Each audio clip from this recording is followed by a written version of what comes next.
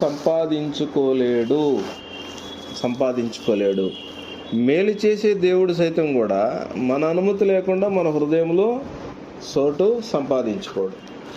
కీడు ఎలా జరుగుతుందంటే చెప్పాడు, ప్రతి ఒక్కరు కూడా దురాశ చేత మరులు గొలపబడి ఏడవబడి అని అన్నాడు. అన్నమాట. కాబట్టి అపవాదికి చోటు ఇచ్చినప్పుడు ఏం జరుగుతుందంటే మోసపోయే కార్యక్రమం, మోసపోకడి నా ప్రియ సహోదరులను మోసపోకడి అని అన్నాడు. మోసపోయే కార్యక్రమం జరుగుతూ ఉంటుందన్నమాట. అందుకని ఏం చెప్పాడంటే దెయ్యానికి స్థానం ఇయ్యకండి, అపవాదిని దెయ్యం అంటున్నాను, దెయ్యానికి స్థానం ఇవ్వవద్దు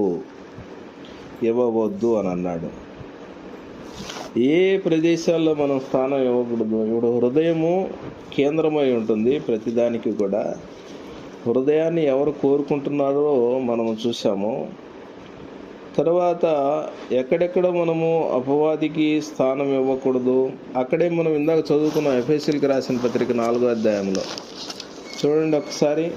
ఫస్ట్ విషయం ఏంటంటే అక్కడ 26వ వచనంలో చెప్పాడు, 4వ అధ్యాయం 26, కోపపడుడి కానీ పాపం చేయకుడి, సూర్యుడు అస్తమించే వరకు మీ కోపము నిలిచి ఉండకూడదు, అపవాదికి చోటీకుడి. మొదటి సమాచారం ఏంటి? ఆ సమాచారం ఏంటంటే కోపపడండి, తప్పులేదు, కోపపడడంలో తప్పులేదు, కానీ పాపం చేయకూడదు. పాపం అంటే ఇతరులకి నష్టాన్ని కలిగించకూడదు.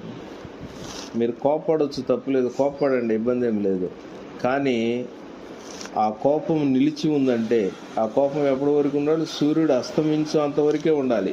ఆ తర్వాత కోపం నిలిచిందంటే తర్వాత ద్వేషము, పగ, ప్రతీకారము, మత్సరము, క్రోధము, కలహము, విభేదము, అసూయ ఇవన్నీ ప్రారంభమైపోతాయి అన్నమాట. ఒక కోపం ద్వారా ఇవన్నీ ప్రారంభమై ఏం జరుగుతుందంటే ఇతరులకి కీడు చేయాలనే ఒక ఆలోచన అనేది ప్రారంభమైపోయి అవకాశం కొరకు ఎదురు చూస్తూ ఎప్పుడు అవకాశం వస్తుందా వాళ్ళకి కీడు చేద్దాము, నాకు ఇట్లా చేశారు కాబట్టి నేను ఇట్లా చేయాలి అనేది, ఇది అపవాదికి చోటిచ్చిన పరిస్థితి అని అన్నాడు.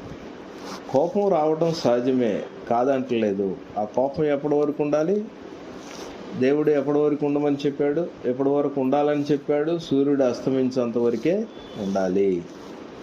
సూర్యుడు అస్తమించిన తర్వాత కూడా కోపం ఉందంటే అప్పుడు ఎవరికి చోటు ఇచ్చినట్లుగా లెక్క? అపవాదికి చోటు ఇచ్చినట్లుగా లెక్క. అందుకని